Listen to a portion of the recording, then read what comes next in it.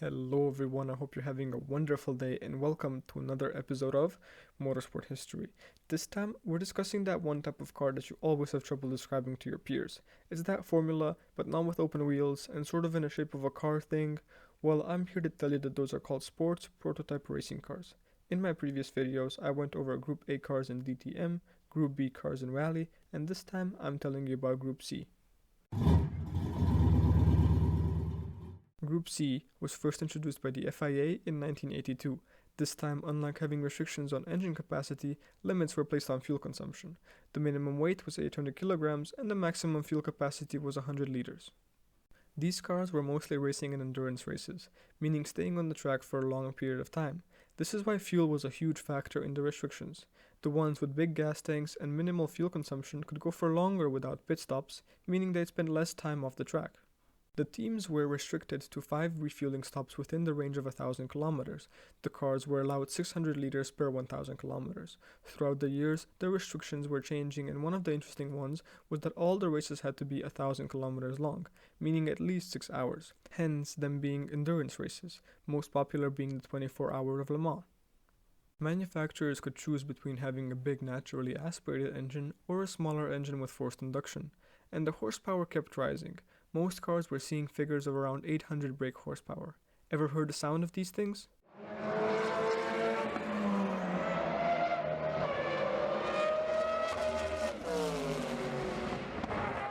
Spectacular, if you ask me. Rising in popularity, by 1989 the Group C series was nearly as viewed as Formula 1. This was mostly because the cars started clocking out at 400 kilometers per hour, which is faster than the F1 cars of the time. This time, I'm dividing the group into two categories again, the naturally aspirated and the ones with forced induction. Debatably, the most popular naturally aspirated teams of the time were Jaguar, Mazda, Toyota, and Peugeot, and on the other hand we have the turbocharged Sauber, Porsche, and Lancia. Starting off with the naturally aspirated, and Jaguar with their XJR-9, which was first seen in 1988, at 24 hours of Daytona. It came with a 7-liter naturally aspirated V12 that was based on the 5.3-liter from the Jaguar XJS. The engine was mid-mounted at 60 degrees, with a single overhead cam and 24 valves, pushing out 750 horsepower to the rear wheels. The frame was carbon fiber and Kevlar, and the body was full carbon fiber. The Jaguar managed to reach speeds of 394 kilometers per hour. Interestingly, the car came in first, second, and third in the championship of 1988.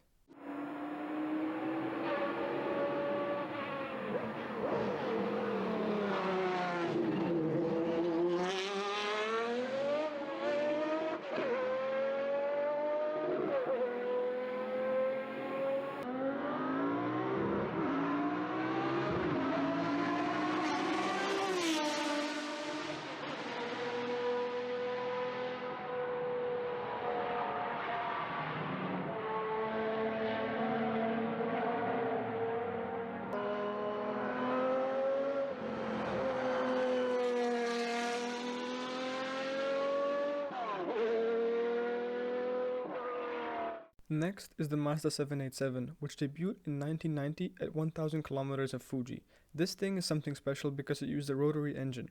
For those of you who've never heard of these, here's a diagram explaining its difference to a piston-driven engine.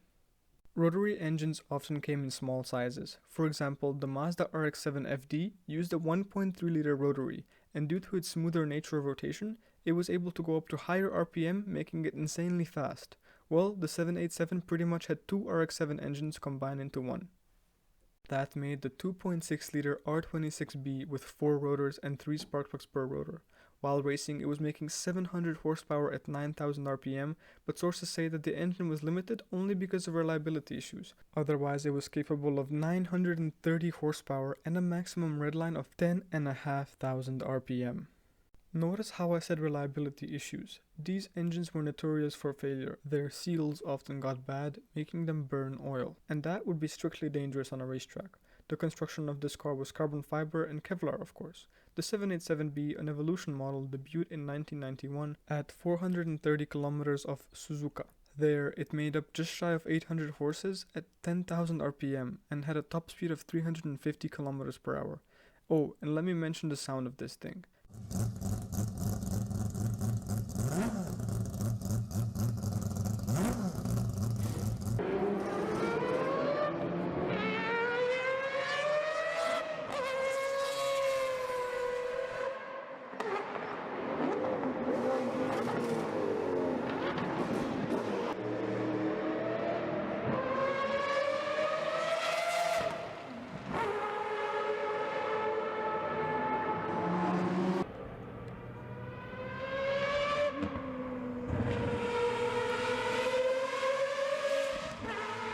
This prototype was probably one of the all-time favorites.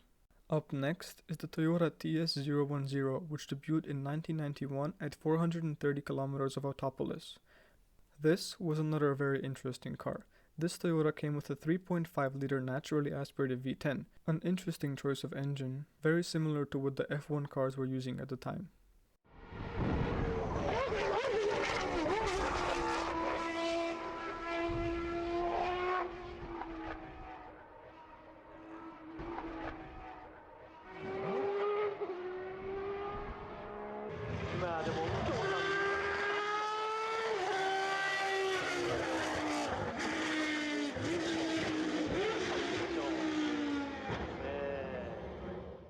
The Toyota was doing well, but not good enough to win the best titles. It was often beaten by Mercedes-Benz and the greatest competitor, the Peugeot 905. Its greatest victory was at Monza in 1990, when it managed to beat its competitors while all the cars had damage to them due to heavy rain. The Peugeot was even disqualified due to its bad crash. The Peugeot was using the same formula as the Toyota, a 3.5-liter naturally aspirated V10 pushing out 641 horsepower, but the 905B, the Evolution model, was making 715. It debuted in the final two races of the 1990 World Sports Car Championship season. It managed to get the first 3 podium spots in 1993, averaging 213 kilometers per hour. It somehow managed to get podium spots no matter where it raced, even though it wasn't packing as much power as its competitors. But don't get me wrong, power is not the only thing that matters in these races.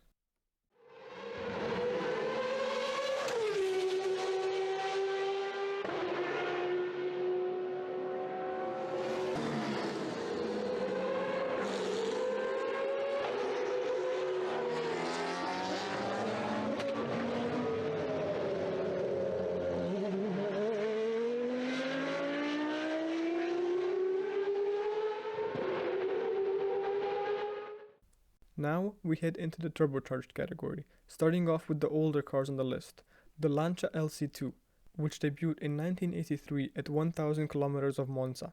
The Lancia was using a mid-mounted 2.6-liter Ferrari twin-turbo V8, pushing out 700 horsepower at 9000 RPM with a top speed of 360 kilometers per hour. It's safe to say it was a good competitor.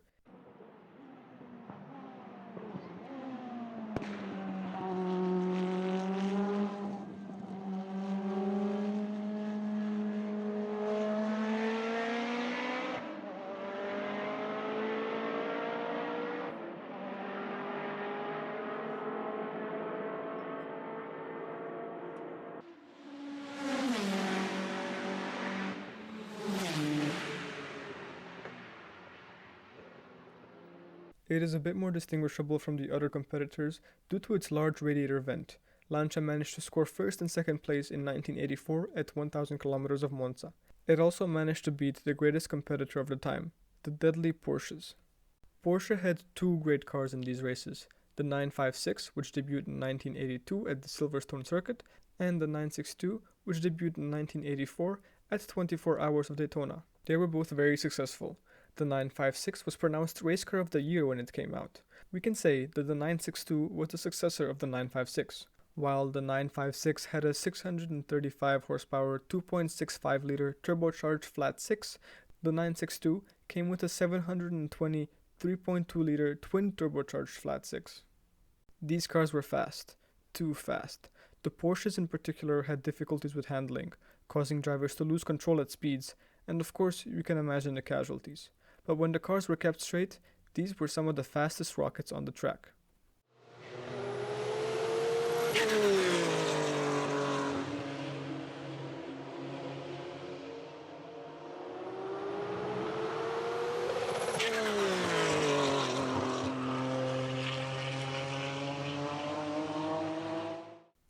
After these, in 1987, at 1000 kilometers of Spa, a new, strong competitor showed up.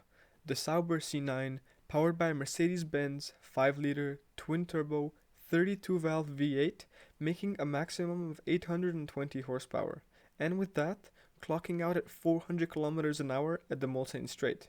It sounds amazing. Check it out.